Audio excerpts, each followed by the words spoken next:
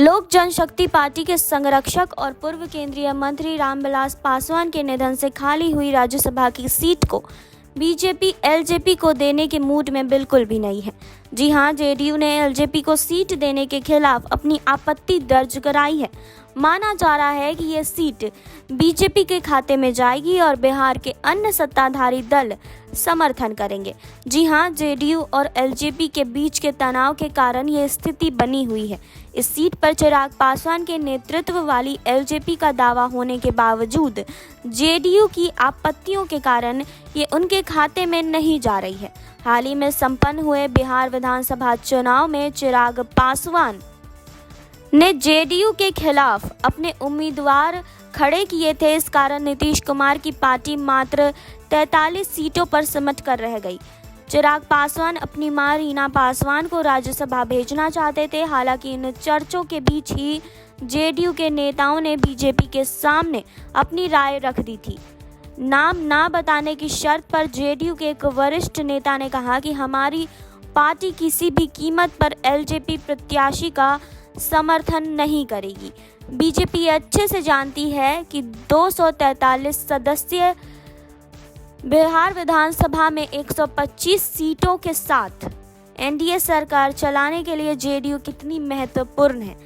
ऐसी स्थिति में बीजेपी नीतीश कुमार को नाराज नहीं करना चाहती है और पार्टी ने अपनी उम्मीदवार खड़ा करने का मन बना लिया है। हालांकि जेडीयू की उम्मीदवारी को भी खारिज नहीं किया जा सकता है, लेकिन पहले जेडीयू की बात ही मानी जाएगी। लेकिन पिछले मार्च में हुए राज्यसभा के लिए चुनाव में बिहार कोटे की 5 सीटों में एनडीए के खाते में 3 सीट आई थी।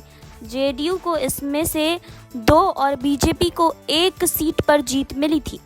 जेडीयू की आपत्ति अपनी जगह है, लेकिन बीजेपी भी यह सीट एलजेपी को नहीं देना चाहती है। केंद्रीय मंत्री रविशंकर प्रसाद के लोकसभा के लिए चुने जाने के बाद बिहार की यह राज्यसभा सीट खाली हुई थी। बिहार बीजेपी के एक अधिकारी ने कहा था कि यह हमारी सीट है।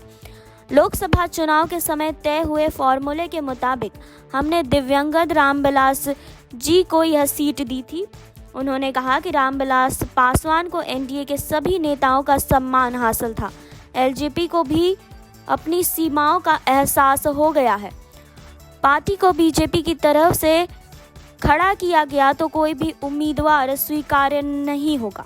इस सीट के लिए कई नामों पर चर्चा चल रही है। आपको बता दें कि राज्य में पूर्व डिप्टी सीएम सुशील कुमार मोदी और शहनवाज हुसैन का भी नाम रेस में है। माना जा रहा है कि बीजेपी के वरिष्ठ नेता को इस बार डिप्टी सीएम नहीं बनाया गया है। ऐसे में उन्हें राज्यसभा भेजकर केंद्रीय मंत्रिमंडल में जगह दी जा सकती है। वहीं शहनवाज हुसैन काफ़ी समय से राज्यसभा जाने के इंतज़ार में हैं और इस सीट के लिए एक मजबूत दावेदार भी हैं। जी हाँ, तो और अपडेट्स के लिए आप जुड़े रहिए हमारे साथ। नेक्स्ट 9 भोजपुरी से सुरभि की रिपोर्ट।